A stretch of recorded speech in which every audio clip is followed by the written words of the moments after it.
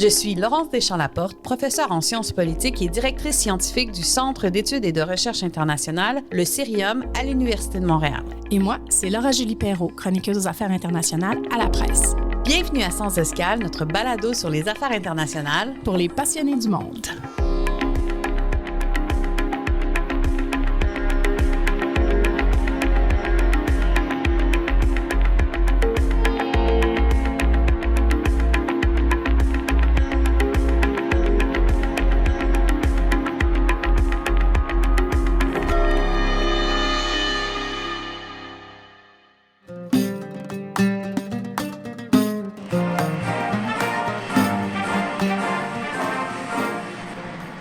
Major combat operations in Iraq have ended. In the Battle of Iraq, the United States and our allies have prevailed. Mission accomplished. Yeah? Seriously? Nous partons maintenant en Irak où plus de 40 000 civils ont fui les combats de la ville de Falloujah en 3 semaines. Le gouvernement irakien a en effet lancé l'opération Reconquête dans ce fief de l'État islamique et c'est sans doute la bataille la plus difficile jusqu'ici. On ne comprend pas pourquoi ces terroristes se battent. Il y a plein d'étrangers, des Arabes, des Tchétchènes. Pourquoi ils ont quitté leur pays? Moi, si je me bats, c'est parce que c'est mon pays, pour protéger mes enfants, ma mère, ma femme, mais eux. Donald Trump l'affirme, le règne de Daesh est terminé en Syrie. Le groupe État islamique est vaincu à 100%, vient d'affirmer le président américain. Rappelons qu'à son apogée, le califat faisait la taille du Royaume-Uni et s'étendait sur une partie de la Syrie et de l'Irak. Suite aux offensives de la coalition, le territoire de l'État islamique n'a fait que se réduire jusqu'à ce qu'il ne reste qu'un village, ce village de Baghouz au sud-est de la Syrie, et où Daesh est donc tombé ce soir.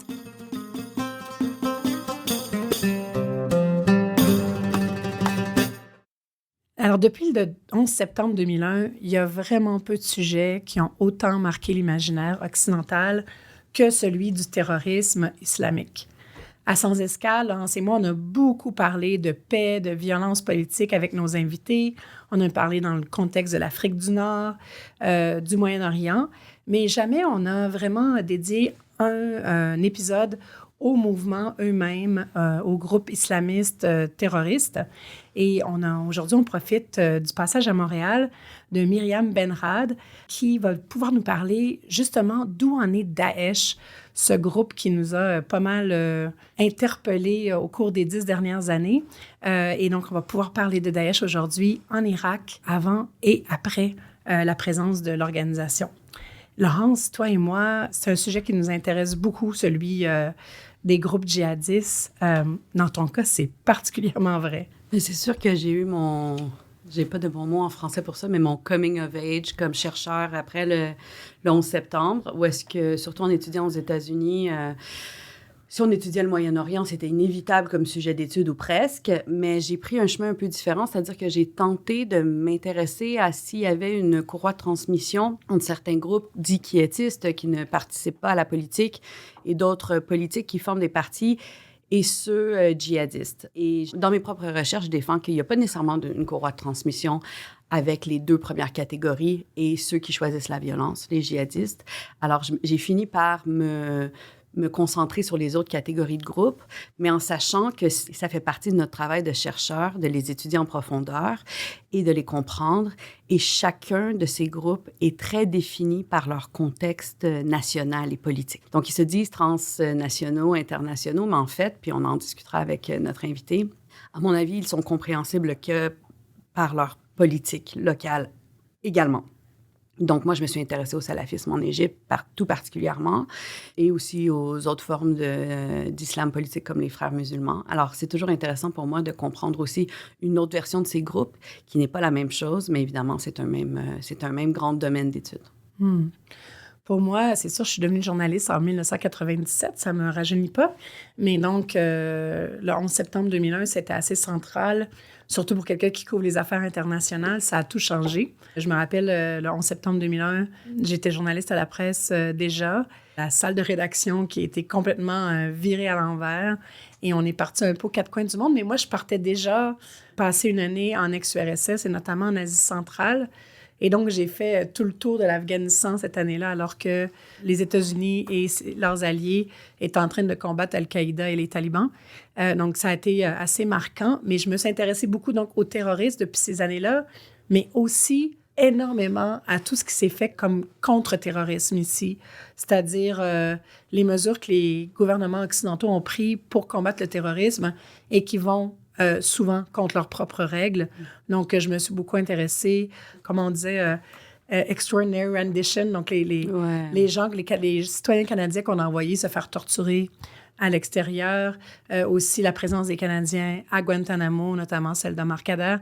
Donc, ça a été vraiment, j'ai essayé de regarder les deux côtés de la médaille de cette grande bataille-là, puis ça continue aujourd'hui à m'intéresser, bien sûr, avec ce qui se passe, surtout qu'au moment où on se parle, on est en plein en train de couvrir le dernier épisode de la guerre entre le Hamas en ce moment et le gouvernement israélien. Donc, ça reste un sujet d'actualité. Je veux dire, moi, ça fait partie de mon quotidien, je dirais. Puis j'y repense, je mets ça dans une petite boîte dans ma tête, là, mais en étudiant à Damas, parce que j'ai appris l'arabe à l'université de Damas, on louait des grandes maisons dans la vieille ville. Et chaque étudiant louait une chambre. Puis j'avais un des co-chambreurs, qui était un journaliste américain, qui a aussi, lui, été pris en otage par ces groupes-là. Il a survécu, Théo Padnos. Quand on a su son récit, quand il est finalement sorti, il s'était fait torturer avec des... comment on dirait en français, cattle rod, des fils électriques pour les vaches. Là. Puis il racontait comment il se faisait passer d'un groupe à l'autre. Puis il était une monnaie d'échange entre ces groupes-là qui devenaient Al-Nusra, qui devenaient Al-Qaïda après. Donc, c'était la version très personnelle d'une personne qui avait vécu sous le joug de ces groupes. Puis c'est une histoire effrayante et pas trop lointaine. Donc, c'est important, tu viens de nommer que le Moyen-Orient nous garde éveillés la nuit. On lit les nouvelles. Beaucoup de gens s'interrogent sur le Hamas, entre autres, mais je pense qu'il y a des leçons qu'on tire de l'étude du Moyen-Orient, c'est que c'est jamais sage de garder l'œil ailleurs. Il faut toujours comprendre ce qui se passe, même quand il semble y avoir des accalmies. Et c'est entre autres pour ça qu'aujourd'hui, on va se concentrer particulièrement sur ce qui est devenu de Daesh, de ce qui se passe en Syrie et en Irak, pour savoir si c'est vraiment un pays, l'Irak, qui peut devenir stable et un mouvement Daesh qui est... effacé de la carte des nébuleuses djihadistes ou qui est encore présent sous d'autres formes. Donc, en ce qui a trait à l'Irak, revenons en arrière, il y a 20 ans, le 20 mars 2003, les États-Unis déclenchaient une offensive armée à grande échelle en Irak, une invasion qui était un moment fort de la politique étrangère canadienne parce que Montréal était le lieu probablement des plus grandes manifestations au monde. Bon, aussi, il y en avait au monde arabe, évidemment, mais le Canada ne s'est pas impliqué dans cette guerre. Je me rappelle très bien pour les avoir couverts à moins 30, où on était, si je me rappelle bien, on était presque 800 000 dans la rue. Oui. Donc, c'est une leçon de courage que j'aime bien enseigner dans mes cours parce que ça peut inspirer à savoir qu'on est capable d'avoir une politique étrangère indépendante des États-Unis quand nos valeurs nous appellent à le faire. Donc, c'est un moment charnière qui a vraiment établi un point de fracture dans la région et qui est devenu aussi un outil rhétorique pour d'autres États pour parler des invasions et des guerres injustifiées. Et on a vu même que la Russie a utilisé l'invasion américaine en Irak dans sa propagande lorsqu'ils ont fait la plus récente invasion de l'Ukraine. On avance très rapidement en 2014, où est-ce qu'on parle d'un nouveau phénomène, ou en fait qui semble nouveau aux yeux des médias occidentaux, c'est-à-dire la mise en place de ce qui est appelé un califat, et son chef serait Abou Bakr al-Baghdadi, calife autoproclamé, qui consolide son pouvoir et sa prise de territoire à la fois en Irak et en Syrie jusqu'en 2019. C'est le mouvement Daesh, État islamique, qui changera de nom et de nomenclature à la fois en anglais, en français, en arabe quelquefois. Et nous sommes maintenant le 1er décembre 2023 et je suis assez certaine qu'il y a encore beaucoup de choses à comprendre là-dessus. J'ai vu, à chaque fois qu'on fait une conférence du Cerium et que je vois qu'on a un public non universitaire ou hors des murs de l'université nombreux, comme c'était le cas hier soir pour la conférence de Myriam Benrad, je me dis, le public veut encore comprendre. Donc, c'est pour ça qu'on reçoit aujourd'hui notre invité pour poser la question dans cet épisode, que reste-t-il de cet État islamique?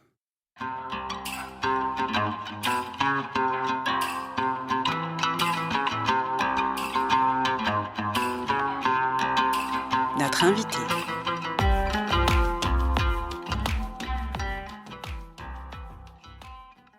Notre invitée aujourd'hui est Myriam Benrad, professeure à l'Université internationale Schiller à Paris, où elle dirige le département des relations internationales et de la diplomatie.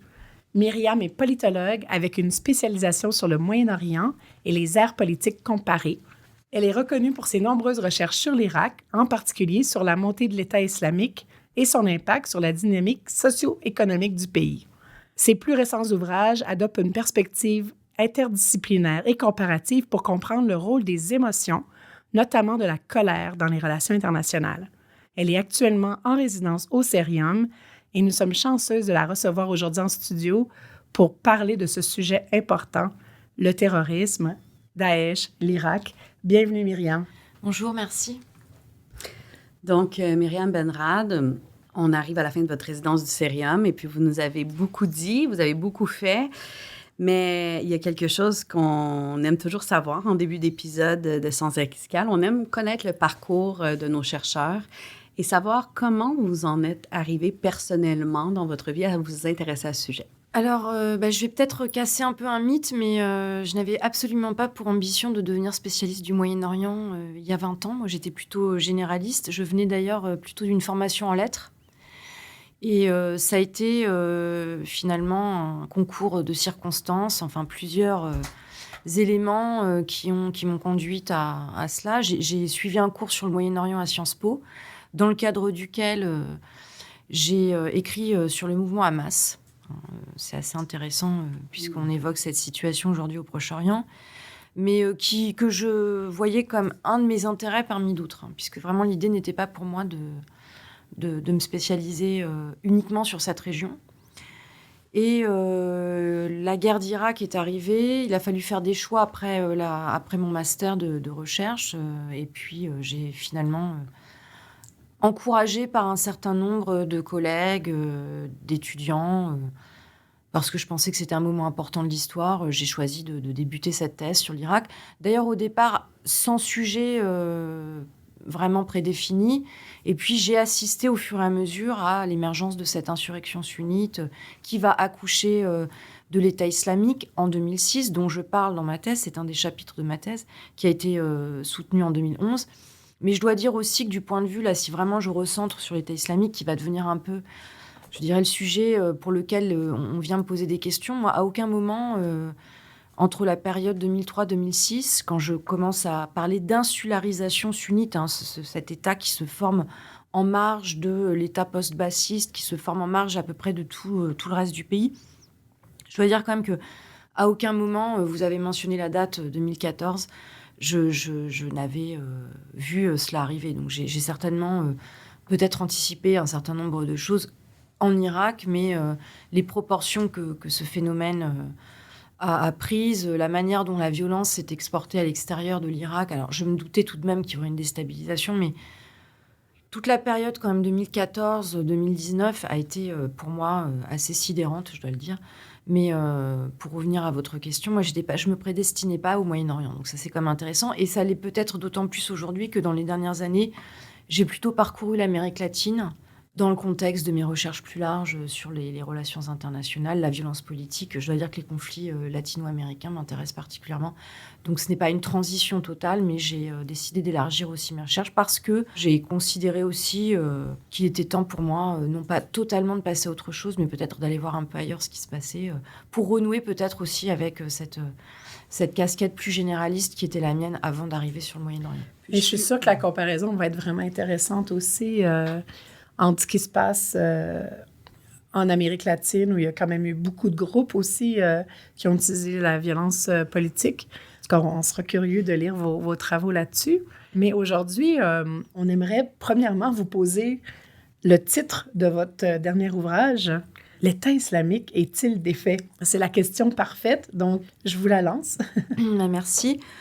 Donc, ça a été aussi le sujet de la conférence d'hier, puisque dans le contexte de ma résidence au Cerium, pour vos auditeurs, je donne quelques précisions sur ce qu'a été cette résidence. J'ai donné une classe de maître, donc plus sur les aspects méthodologiques de ma recherche. Et puis, hier, en effet, on a eu une conférence grand public autour de cet ouvrage. Cet ouvrage, il est le fruit d'une réflexion qu'on a quand même conduite aussi avec certains collègues et puis avec les éditions CNRS qui l'ont publié et qui pensaient qu'en 2023, il serait intéressant parce qu'on a maintenant une certaine distance par rapport aux événements, de poser des questions, et puis peut-être aussi d'essayer de comprendre ce qui nous est arrivé, parce que comme vous l'avez dit en introduction, je pense quand même que ce qui nous a frappé a laissé des traces, des séquelles, et continue d'interroger un certain nombre de citoyens, hein, pas seulement les chercheurs. Donc l'ouvrage, en fait, essaie de dresser l'état de la défaite, hein, puisqu'on peut parler, à mon avis, de défaite sur bien des plans, militaires, politique, institutionnel, bureaucratique, ce proto-État djihadiste qui s'est autoproclamé entre l'Irak et la Syrie en 2014 a été finalement relativement éphémère et très vite défait. On a vu aussi la débâcle sur le plan humain avec bien sûr la terrible crise humanitaire, humaine, hein, que cet assaut des djihadistes en 2014 a engendré, et qui n'est pas d'ailleurs refermé, parce que si on prend vraiment la dimension humaine de ce bouleversement, aujourd'hui, on a toujours un certain nombre d'Irakiens, de Syriens qui sont déplacés. On a des millions de réfugiés à l'extérieur du pays. On a toute une population, notamment les plus jeunes, qui ne rêvent que de partir. Donc c'est quand même assez dramatique, parce que cet après, certes, on a une défaite sur le plan militaire, mais j'essaie de la nuancer aussi de ce point de vue. Est-ce qu'on a vraiment gagné la guerre dans le sens d'une reconstruction de l'Irak, d'une reconstruction de la Syrie, qui, je le rappelle, mais enfin tout le monde l'a bien suivi, ont été ravagés par des guerres civiles terribles sur fond d'ingérence extérieure. Alors ça a été évidemment très lourd dans le cas de l'Irak, puisqu'on a une intervention militaire américaine et puis suivie d'une occupation sur 10 ans. Dans le cas de la Syrie, une instrumentalisation de ce conflit par un certain nombre d'acteurs régionaux, internationaux, qui va aussi tout de même, je pense, aggraver les niveaux de violence. Mais Myriam, rapidement, on peut dire que la Syrie est toujours en guerre, ou à votre avis, elle ne l'est plus? Oui, la Syrie est toujours en guerre, mais dans bien, je dirais, sur bien des aspects, l'Irak aussi est toujours en guerre. Alors simplement, c'est l'intensité de la guerre. On est passé de guerre civile avec une violence de haute intensité à des niveaux de violence de basse intensité en fonction des régions, parce que dans le cas de la Syrie, c'est une fragmentation très avancée. Donc on a un certain nombre de provinces, de régions en Syrie qui sont encore très frappées par la violence. Ce qu'on peut quand même dire, c'est qu'on est sorti du pire. C'est-à-dire qu'aujourd'hui, on a tout de même une stabilisation qui, bien sûr, s'est faite, je ne dis pas le contraire, hein, au détriment des populations civiles, au détriment des espoirs de démocratisation, puisqu'on est revenu à un régime autoritaire, avec finalement une contestation qui continue en certains endroits, mais qui est très faible parce qu'il y a une fatigue de la population restée sur place, l'impossibilité de nombreux réfugiés syriens à revenir en Syrie, parce qu'on est sur ce que j'appelle un régime de la vengeance encore aujourd'hui. Les forces loyalistes se vengent de tous ceux qui ont été perçus comme... Les forces loyalistes de Bachar al-Assad. Oui, voilà, okay. Contre tous ceux qui ont été... qui sont perçus comme ayant été associés à l'opposition syrienne, qui elle-même, on le sait, très complexe, hein, puisqu'on va de l'État islamique, donc du pire de la violence djihadiste, à des forces, certes, qui ont essayé à caractère démocratique, qui ont essayé de changer le caractère politique de la Syrie. Mais tout cela, aujourd'hui, à mon avis, est fini. C'est dur à entendre, mais donc oui, la guerre civile continue, si vous voulez. La guerre civile, elle est peut-être, comme vous le disiez, plus dormante aujourd'hui, mais elle continue, mais absolument pas à des niveaux de violence comparables à ceux qu'on a connus il y a quelques années. Et c'est pareil en Irak. Si on retourne à l'État islamique, vous avez commencé à répondre en disant que cet État-là qu'on a vu éphémère a disparu. Une défaite sur plusieurs plans, mais vous pensez que c'est pas une défaite sur tous les plans pour l'État islamique?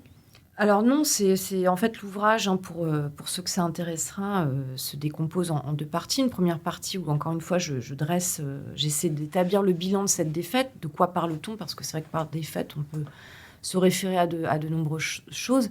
Et cette défaite, je l'acte. Hein, personnellement, si vous me demandez si l'État islamique est défait, je pense que oui, sur, encore une fois, suffisamment de plans pour ne pas revoir ce qu'on a vu en 2014, c'est-à-dire le fait que des pans entiers du territoire irakien et du territoire syrien passent sous le contrôle de ce mouvement djihadiste qui est un acteur non étatique, qui a quand même, qui va jouer en fait, hein, de la faillite des États pour s'implanter et pour essayer de mettre en œuvre son projet politique. Je pense qu'on n'y reviendra pas. Mais là, donc, la seconde partie de l'ouvrage, c'est en effet un essai de nuance de cette défaite qui, par exemple, on a beaucoup parlé hier lors de la conférence publique que j'ai donnée d'idéologie. Sur le plan idéologique, c'est absolument pas fini. Mais c'est pas fini aussi parce que l'idéologie de l'État islamique, elle est antérieure à l'État islamique. La notion d'État islamique, dans la pensée islamiste, dans la pensée djihadiste, elle remonte au mouvement salafiste, on pourrait même aller jusqu'au 19e siècle, aux frères musulmans, bien sûr, à la doctrine frériste qui va formaliser cet État islamique. Je trouve ça vraiment intéressant, ce point-là. Puis je me demande, on a vu tellement de mouvements islamistes qui étaient soit déjà politiques ou qui ont choisi la politique, faire campagne, s'impliquer dans des élections suite au printemps arabe, et qui commencent à revoir un peu leur doctrine ou réinterpréter leur vieux fatwa pour dire non, l'État moderne, ça va, la Constitution doit-elle être religieuse ou laïque, séculaire, etc., tout en gardant dans l'arrière-plan une espèce de discours double sur un califat ou un État islamique. Parce que, comme vous le dites, on ne peut pas être dans l'islam politique sans dire qu'il y a un but éventuel d'un califat. Est-ce que vous pensez qu'ils ont, Daesh, un peu capitalisé sur ce discours mou de l'islam politique du printemps arabe sur le califat, qu'on était capable de mettre le projet de l'État islamique de côté pour être pragmatique, finalement, pour avoir plus de pouvoir après les printemps arabes? Et l'État islamique a dit non, tous ces mouvements d'islam politique, ils font un peu n'importe quoi. Nous, on va le faire. Ce qu'on peut dire, c'est que depuis la période coloniale, et ça s'est sans doute exacerbé dans la période post-coloniale dans un certain nombre de pays musulmans, on a en fait une lutte à peu près de tous les acteurs pour le contrôle de ce que j'appelle le référent islamique. Donc les États, par exemple, considèrent qu'ils sont tout à fait en ligne avec l'islam, puisque l'islam est la religion officielle. Vous avez parlé de constitutionnalité. L'islam, dans un certain nombre de ces pays, est la religion officielle. C'est un principe constitutionnel. Donc dès lors, ces États-nations modernes qui sont condamnés par les islamistes, par les djihadistes évidemment pour la frange la plus dure, n'emportent pas l'adhésion d'une majorité de populations musulmanes qui se sentent vivre dans un régime islamique, puisque la Constitution reconnaît l'islam comme religion d'État la plupart du temps et qu'il n'y a pas dans ces pays qu'il n'y a aucun obstacle à la pratique de sa foi musulmane. Donc ça, c'est une première chose. Aujourd'hui, je pense que c'est assez cacophonique pour vous répondre. C'est-à-dire que, clairement, ce qui a rallié... Donc, comme je l'ai dit, cette pensée, elle était antérieure. C'est bien pour ça que l'idéologie ne va pas disparaître, puisqu'elle était antérieure, elle va être postérieure à l'État islamique. Là, je parle du mouvement. Mais, donc, c'est quand même un point important. Ce qui a rallié à l'État islamique, donc au groupe, à l'organisation terroriste, c'est d'avoir finalement dit à l'époque, on le réalise enfin, là où les autres ne l'ont pas fait. Cela étant, la débâcle fait qu'aujourd'hui, oui, on a, à mon avis, aujourd'hui beaucoup plus de défiance face à cette optique de création d'un État islamique, de retour au califat. Pour dire les choses plus simplement, il y a beaucoup de musulmans qui n'y croient pas, qui aspirent à la stabilité. Ça serait la vaste majorité, non, des gens dans les États modernes à majorité musulmane? Oui, la vaste majorité, et surtout qu'on a ces phénomènes de déstabilisation, dans le pire des cas, des guerres civiles qui ont quand même ravagé ces pays. Donc, bien évidemment que le musulman, je dirais, le citoyen musulman dans un certain nombre de pays aujourd'hui, au Moyen-Orient, en Afrique du Nord et au-delà, aspire à la stabilité et n'est pas du tout dans cette projection fantasmée d'un retour au califat, etc. C'est quand même très marginal, ça me semble important de le dire. La défaite, elle est aussi là, le caractère très marginal de cette idéologie djihadiste. Pourquoi je dis ça? Parce que on en a tellement parlé dans les médias. On l'a tellement surdéterminé finalement aussi, même inconsciemment, même involontairement, qu'on a pu renvoyer l'image d'un phénomène djihadiste très populaire, très répandu dans les pays musulmans. Donc ça reste une frange très minoritaire, ce phénomène djihadiste, dans des pays musulmans qui par ailleurs ont été très fortement, très violemment touchés par la violence terroriste. On parle de l'Irak aujourd'hui. L'Irak a connu des vagues d'attentats revendiqués par l'État islamique qui ont coûté la vie aux Irakiens eux-mêmes. Et pas seulement d'ailleurs aux ennemis faciles du groupe djihadiste. Aussi aux sunnites, que ces mêmes djihadistes, par exemple, ont dit à longueur de communiqués, d'écrits de contenu de propagande, défendre, représenter. Ça a été, si vous voulez, un moment extrêmement brutal, violent. Et aujourd'hui, beaucoup d'Irakiens, beaucoup de Syriens se satisfont de cette relative accalmie. Parce que je crois que, je vais peut-être finir sur ce point, ça me semble important à dire. On ne vit pas là-bas, on ne vit pas là-bas. On ne fait pas l'expérience de la violence quotidienne qui vous empêche d'envoyer vos enfants à l'école, qui vous empêche de vous déplacer, les checkpoints partout. Ça a été ça, l'Irak. Les murs qui s'érigent entre quartiers parce qu'on a peur. Les femmes qui ne sortent plus de chez elles parce qu'on a peur. Le règne aussi de la criminalité, disons les choses, ça a favorisé toutes sortes d'actes, de comportements criminels qui ont fait que le quotidien de ces gens est devenu insoutenable.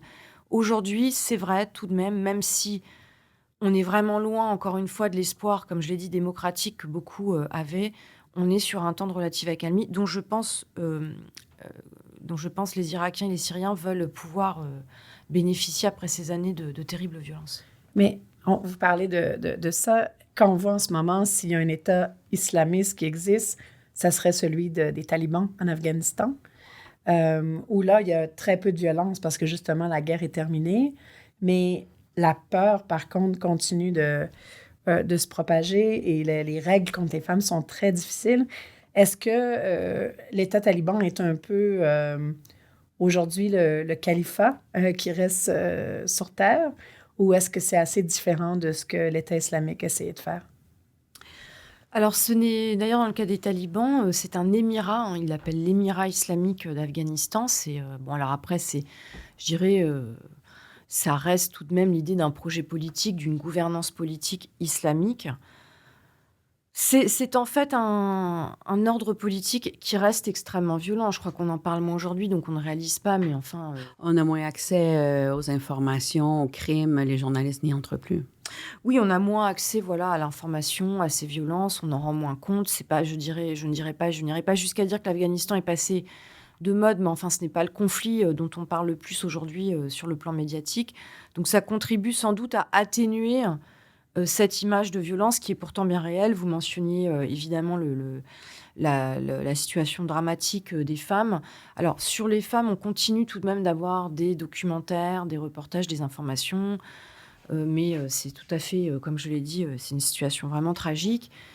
Mais toute la population fait les frais de cet État taliban, par ailleurs, qui évidemment est incapable de gérer la terrible crise socio-économique dans laquelle s'est enfoncé l'Afghanistan, doublée d'une crise humanitaire, voire sanitaire, parce que dans certains cas, des populations n'ont plus aucun service élémentaire, n'ont plus accès aux soins. Enfin, c'est vraiment une catastrophe.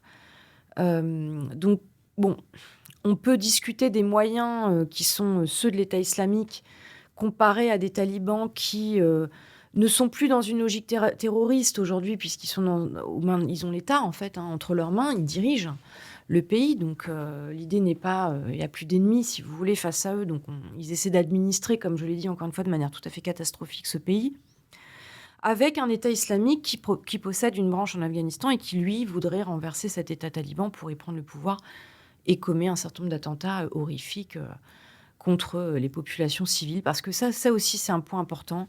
L'échec retentissant du djihadisme, de ces groupes, c'est tout de même le drame humain, le drame pour les civils que cette violence a provoqué. Donc je ne vois pas comment, de toute façon, quand on s'en prend aux populations non combattantes, aux civils, qu'on les brutalise, voire qu'on les martyrise à ce point, on peut espérer un quelconque succès. Et c'est d'ailleurs, pour reprendre ce que vous disiez précédemment, ce qui, bien sûr, à mon avis, précipite aujourd'hui, parmi un certain nombre de mouvements dits islamistes, une forme d'aggiornamento face à cette impossibilité de gouverner par la terreur, par la brutalité. Donc, ça ne veut pas dire qu'ils sortent forcément de leur, je l'ai dit, de leur conditionnement idéologique, mais il y a un éloignement très clair de ces franges les plus dures qui a été précipité par les événements en Irak et en Syrie. On a parlé de la situation des femmes en Afghanistan, puis de la situation des populations civiles en Irak qui ont été énormément affectées par la violence politique dont les femmes qui avaient très peur de sortir de chez elles. Je m'intéresse à la place des femmes, entre autres, dans les mouvements de ce type. Et il y avait certaines analyses qui ont émergé de chercheurs sur l'État islamique qui disaient que la rhétorique dans la propagande de l'État islamique, à un certain moment, utilisait, et là, je mets des guillemets, ce ne sont pas mes mots et mon interprétation, mais une version de renforcement des pouvoirs de la femme dans une idéologie djihadiste, c'est-à-dire Des messages du type « vous êtes à Londres, vous êtes à Paris, vous êtes à Montréal, on vous discrimine, on vous opprime, etc. » venaient à être pures et fortes dans notre État islamique.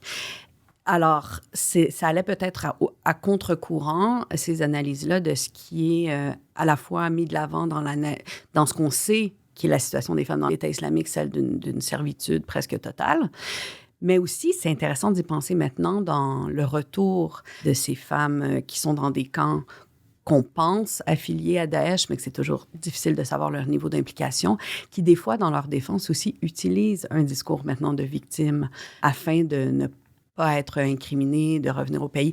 Donc, comment est-ce que ces différents narratifs-là sur les femmes dans l'État islamique et la propagande fonctionnent, à votre avis? Je ne pense pas qu'il y ait une femme générique qui a rallié l'État islamique. On a vraiment différents profils. Des femmes, je pense, réellement victimes, qui pensaient soit se lier à un mouvement, en effet, qui allait les émanciper. Alors bon, ça peut paraître paradoxal, mais face à un quotidien, peut-être qu'elles estimaient, surtout dans les sociétés occidentales, pour un certain nombre de raisons, oppressant. C'était lié, on le sait, dans certains cas, à leur contexte familial, à des vies décevantes, certaines étaient divorcées, certaines avaient été victimes d'abus, en tout genre. Bon. Donc il y avait cette idée de refuge. Elles ont trouvé une toute autre réalité. Donc certaines, je pense, oui, ne s'attendaient absolument pas à la servitude, à être mariées, remariées en continu à des combattants, à faire l'expérience de violences sexuelles, de violences physiques, psychologiques en zone. Vous avez utilisé le mot de trafic humain, finalement, oui, au bout de la ligne. Oui, bien sûr, parce que certaines, je pense, oui, c'était un trafic humain, enfin, au sens juridique du terme. Après, on a tout de même, oui, des profils d'irréductibles de femmes, finalement, elles-mêmes, qui sont devenues très violentes. On a bien vu la police des mœurs, la fameuse Hisba, on en parle moins aujourd'hui, mais enfin, des femmes allaient frapper, réprimer d'autres femmes dans les rues de Mossoul et Raqqa. Donc, certaines étaient très violentes. Il ne faut pas non plus... des expatriés, des internationales ou un mélange des gens? Non, oui, il y avait un mélange, je pense. Il y a eu, pour dire les choses clairement, il y a eu des bourreaux aussi parmi les femmes, disons les choses. Alors, pas peut-être bourreaux au sens de ce que faisaient les hommes, mais bourreaux dans la violence exercée contre d'autres femmes, oui, ça c'est clair. Et on le revoit d'ailleurs dans les camps, puisque les camps où se trouvent les femmes sont des lieux où des violences sont perpétrées par certaines femmes djihadistes contre d'autres femmes. Djihadistes d'ailleurs ou non, mais enfin il y a eu tout de même des phénomènes extrêmement violents.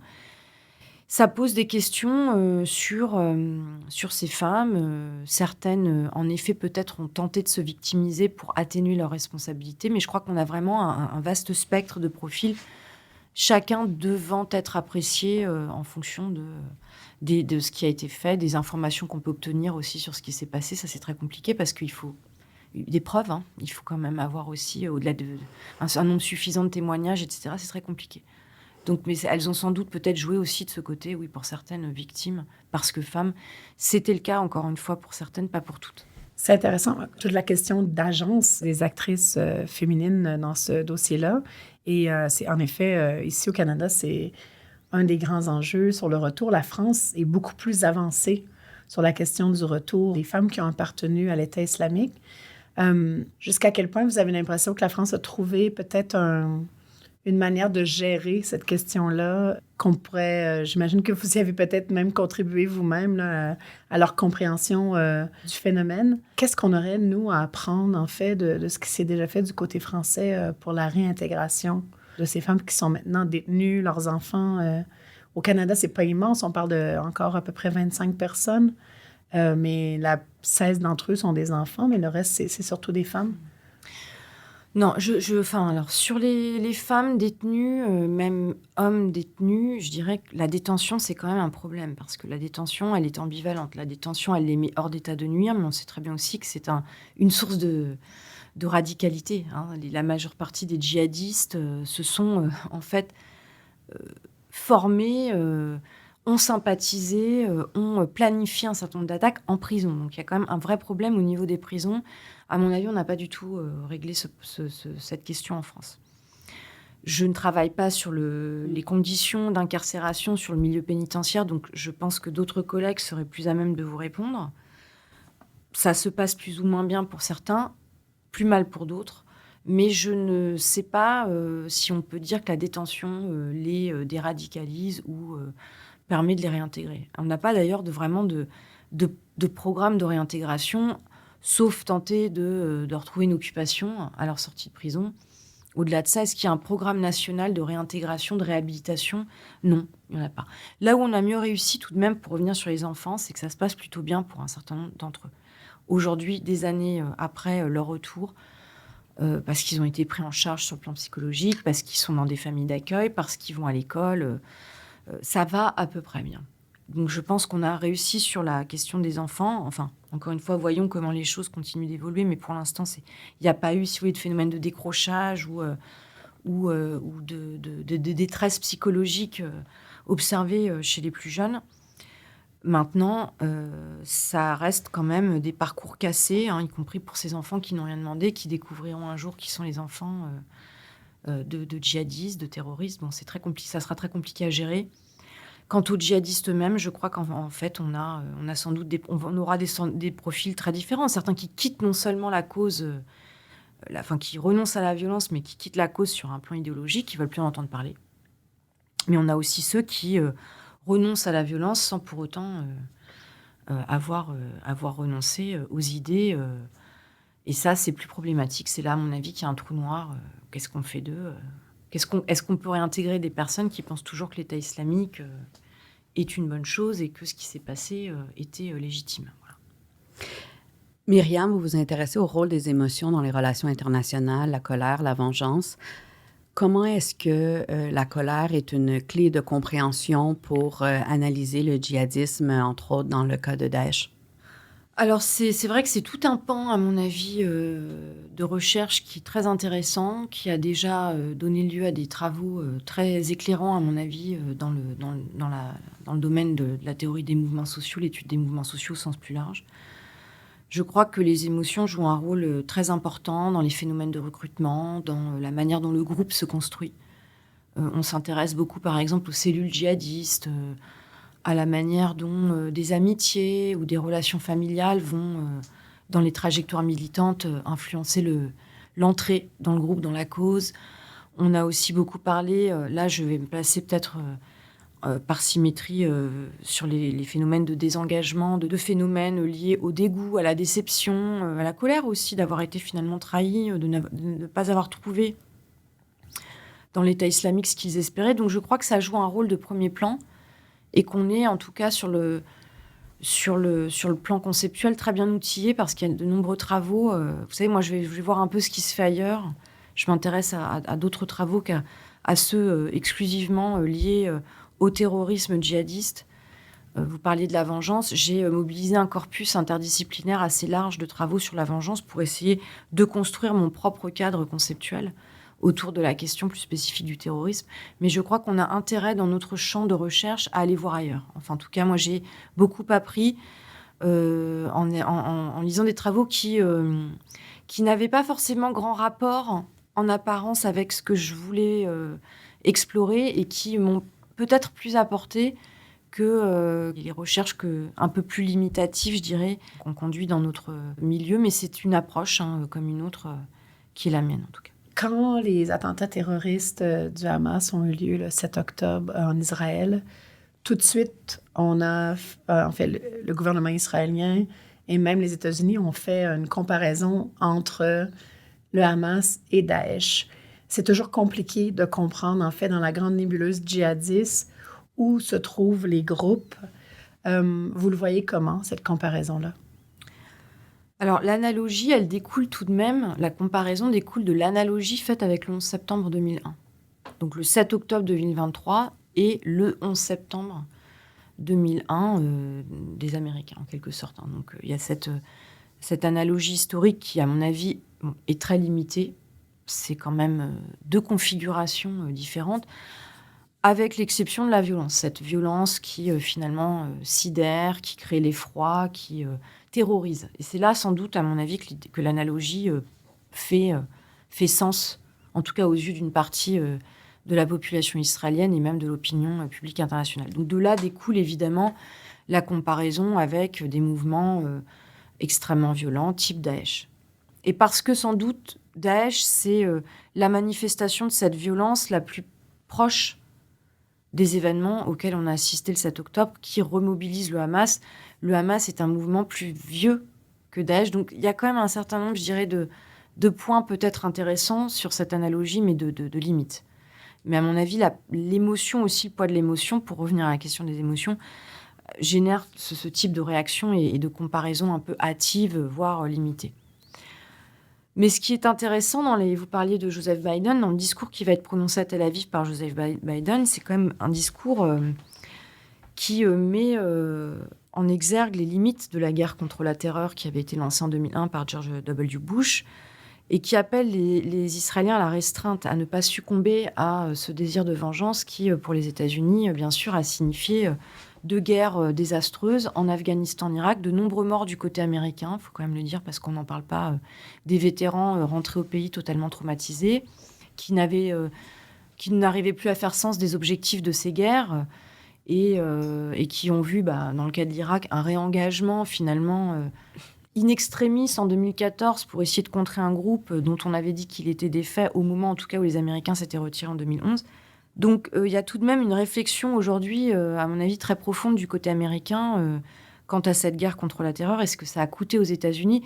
Et j'ai une de mes collègues qui disait récemment qu'il y a encore ce traumatisme irakien très présent parmi l'opinion publique américaine, que les États-Unis continuent finalement de payer le prix. Il y a ce syndrome post-irakien qui continue de travailler la société et qui explique sans doute beaucoup aussi de la violence qui, aujourd'hui... s'exprime aux États-Unis parce qu'on a souvent tendance à dissocier le contexte intérieur du contexte extérieur, mais évidemment, 20 ans de guerre contre la terreur avec ces destructions, cette dévastation, comme le Vietnam, alors, je ne vais pas non plus, moi, me lancer dans une analogie fragile, mais ça laisse des traces profondes et durables sur plusieurs générations.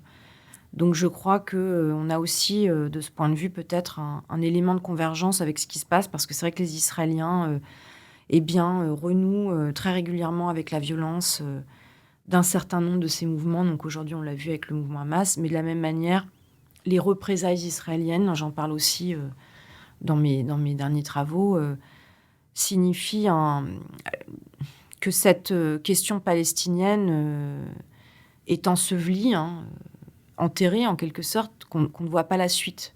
Quel processus politique, quelle réconciliation, quelle paix. Pour l'instant, on est vraiment, à mon avis, dans un trou noir qui est très inquiétant aussi en termes de conséquences pour la région et puis pour la communauté internationale. Mais c'est peut-être aussi, je vais finir sur ce point, le prix d'avoir tenté de déclasser cette question, de l'oublier. Parce qu'on parlait en introduction de la manière dont un conflit en chasse l'autre, ou dont les conflits sont à la mode, puis passent de mode.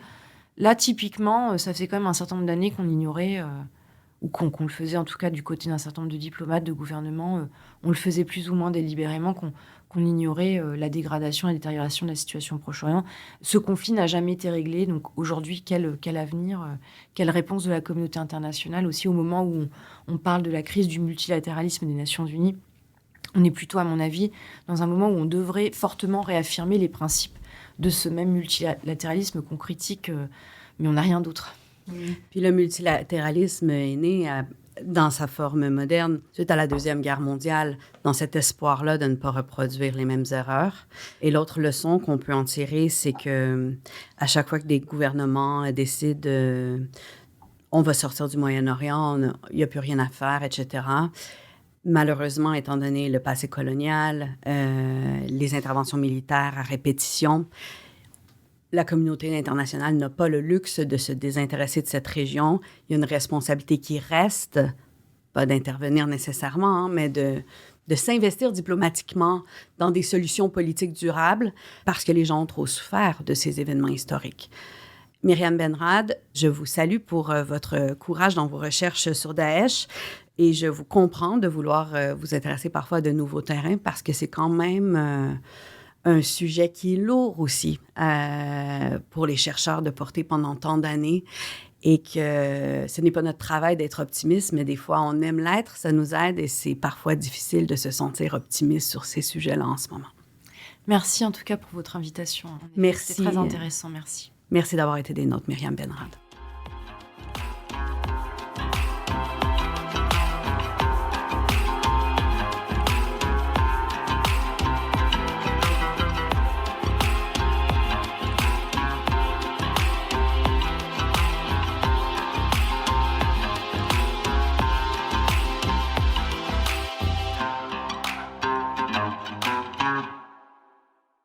Laurence, moi, j'avais l'impression d'être privilégiée là, avec deux expertes comme ça du djihadisme islamique et de la violence au Moyen-Orient. J'avais l'impression d'être vraiment privilégiée d'être là pour écouter cette discussion. Il contribue un minimum aussi. Mais j'allais te demander, toi, t'en retiens quoi, étant donné en plus que c'est ton domaine d'études? Mais plus on est experte sur les mouvements islamistes, plus on veut pas parler des autres mouvements islamistes parce qu'on devient éveillé au fait des différences. Et puis, on veut toujours penser à ces acteurs non étatiques comme étant pris dans des jeux de relations internationales, réagissant aux accords d'Abraham, aux traités entre l'Arabie saoudite et l'Iran, mais ils réagissent aussi beaucoup à ce qui sont les dynamiques de politique depuis toujours, la prise de territoire, le contrôle des ressources, le contrôle des institutions, la popularité, même quand ils ne sont pas démocratiques, la popularité au sein des communautés.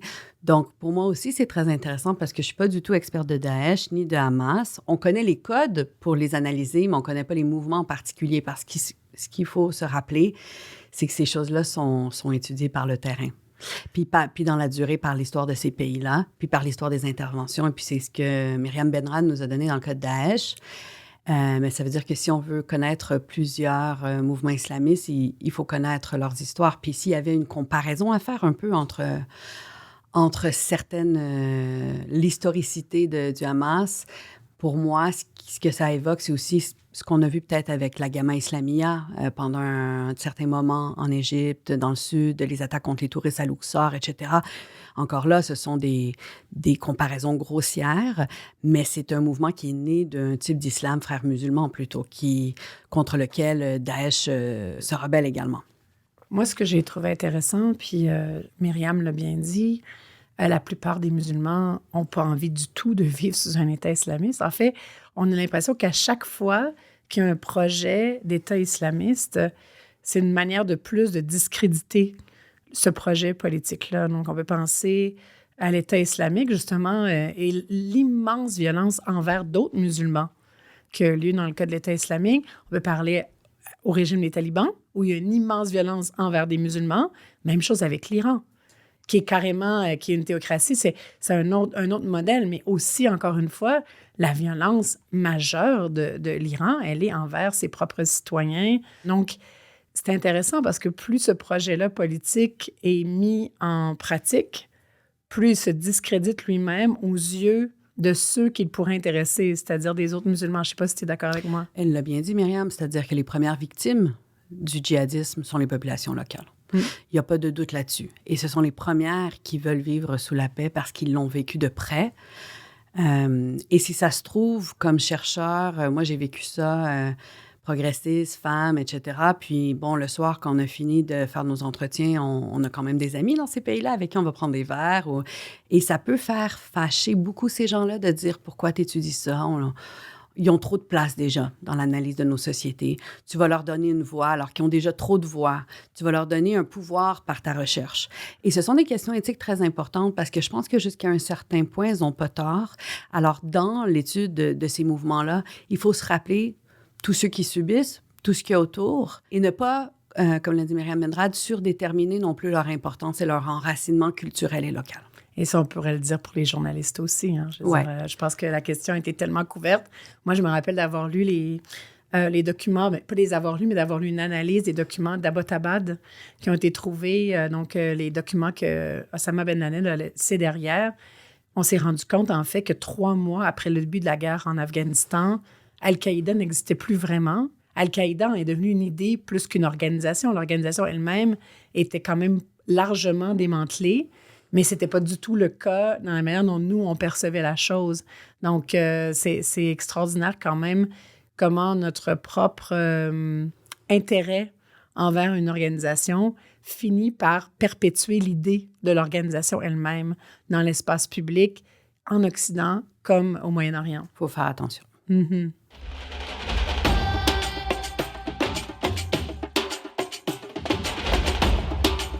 Pour aller plus loin. Alors, comme on en a l'habitude, nous recevons pour clore cet épisode Tristan Peterson, qui est notre recherchiste à Sans Escale, pour poursuivre un peu notre réflexion et qui va nous faire quelques recommandations pour aller plus loin. Oui, merci Laurence. Est-ce que tu connais Arbella Betchlimon? Oui, je la connais bien, qui est à l'Université de Washington, une historienne de l'Irak. Mais je m'en doutais bien. Il y a quelques années, elle a publié un article fascinant sur les fameux ISIS Files. Donc, les ISIS Files, ou si on veut, les dossiers Daesh, c'est le titre d'un reportage paru en 2018 sur les pages du New York Times, réalisé par la journaliste Rukmini Callimachi. La même qui a fait cette série de balados de Caliphate qui a mené à beaucoup de problèmes politiques au Canada parce qu'on avait interviewé un soi-disant revenant de Daesh qui était un hoax, qui était quelqu'un qui avait inventé une histoire. Ah oui, c'était inventé de toutes pièces. Là. Oui, c'est la même journaliste, donc c'est pas son premier reportage là, qui suscite la controverse. Les dossiers Daesh, concrètement, c'est quoi? Bien, c'est plus de 15 000 pages de documents que cette journaliste a récupérés en Irak après la défaite de Daesh, qui révèle la lourdeur de l'appareil bureaucratique de l'État islamique, ce qui peut paraître étonnant là, pour les non-initiés au sujet. Mais revenons maintenant à l'article d'Arbella Betchlimon. Donc, je vous traduis le titre de son article en français. « Conservation ou pillage, les dossiers Daesh et l'enlèvement du patrimoine historique irakien ». Donc, l'auteur met en relief le caractère pernicieux de l'acquisition et l'utilisation même de ces documents d'archives par un média occidental. Ces documents sont physiquement aujourd'hui aux États-Unis et sont la propriété du New York Times, qui, rappelons-le, est une organisation à but lucratif. Et donc, le Times et Callimachi se défendront là, en disant que non, c'est un geste humanitaire, c'est un acte de générosité. Ce qu'il fallait faire, c'est préserver ces documents avant qu'ils soient détruits par les autorités irakiennes. Et que tout ça, c'était dans le but là, de les rendre accessibles au grand public pour la préservation de l'histoire irakienne. Mais le problème dans tout ça, c'est qu'on suppose par le fait même que les Irakiens et Irakiennes sont incapables de traiter et conserver ces documents-là eux-mêmes. Pire encore, Callimachi présente ce reportage comme une sorte de course à la montre. Hein. C'est comme un roman policier où elle, c'est la protagoniste principale. Elle est en compétition contre les forces de sécurité irakiennes pour récupérer ces documents. C'est très sensationnel. Évidemment, c'est très vendeur. Et pendant que le Times vend des journaux, on écarte complètement les universitaires et les journalistes irakiens. Et même si aujourd'hui, ces documents sont numérisés, l'historienne insiste sur l'importance du papier. Parce qu'avec le temps, avec l'avancement technologique, une image numérisée perd en résolution, ce qui constitue une entrave là, pour les experts en Irak qui veulent traiter, étudier ces documents et vérifier leur authenticité. Et tout ça soulève beaucoup de frustrations qui s'inscrivent, selon Arbella Betchlimon, dans une longue histoire de pillage du patrimoine historique irakien par des archéologues, des muséologues, des anthropologues, des hommes d'affaires et aujourd'hui des journalistes occidentaux. Donc, c'est en quelque sorte une entrave au droit des Irakiens et Irakiennes de penser, de réfléchir à la reconstruction de leur pays après des années de violence. Donc, moi, je l'ai trouvé très éclairant, cet article-là, et évidemment, je mettrai le lien sur la description de l'épisode. Puis, il y avait eu des discussions semblables lorsqu'on avait pris Timbuktu.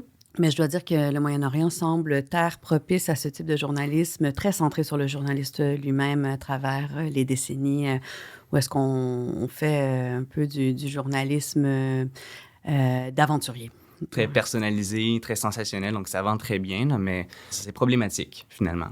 Et c'est très postcolonial aussi comme narratif et c'est Lawrence of Arabia 2.0. Voilà, ça c'est vraiment le nœud du problème. Mais bon, j'ai aussi une deuxième recommandation si on veut finir sur une note un petit peu plus constructive, donc qui est liée en quelque sorte à ma première recommandation parce que, bon, Laurence t'a évoqué là, toute cette histoire de Caliphate qui a eu un impact négatif sur la manière que le gouvernement canadien a traité toutes ces questions de rapatriement Heureusement, aujourd'hui, là, un nouveau chapitre commence sur notre réflexion collective sur cette question épineuse du rapatriement des combattants canadiens et leurs familles.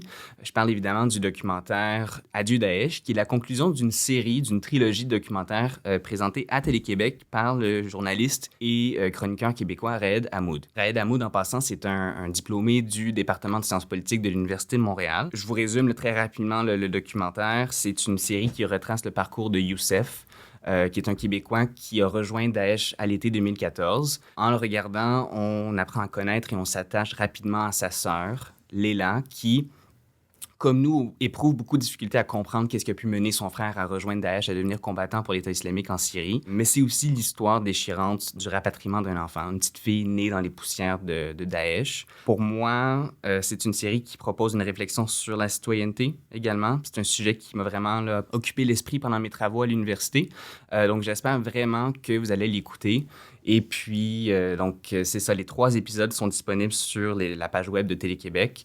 Et tous les liens vont être disponibles dans la description du balado. J'ai beaucoup aimé le 3e volet du documentaire.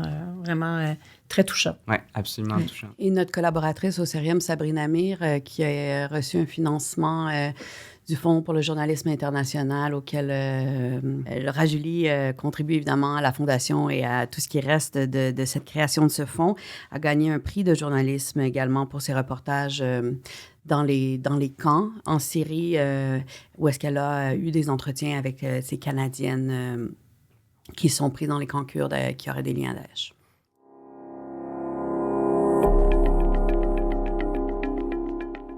Vous pouvez trouver Sans Escale sur pratiquement toutes les plateformes de balado-diffusion, Apple Podcasts, Spotify, Google Podcasts, Amazon Music, YouTube Music, Alléluia. Nous vous invitons aussi à suivre et partager le contenu publié sur les pages Instagram, Facebook et X de Sans Escale. Aidez-nous à répandre la bonne nouvelle. On vient tout juste de passer les 10 000 téléchargements, alors merci beaucoup à nos auditeurs. On est ravis et on veut continuer. Pour en savoir plus sur toutes les activités du Centre d'études et de recherche internationale de l'Université de Montréal, abonnez-vous à l'infolette du Cerium.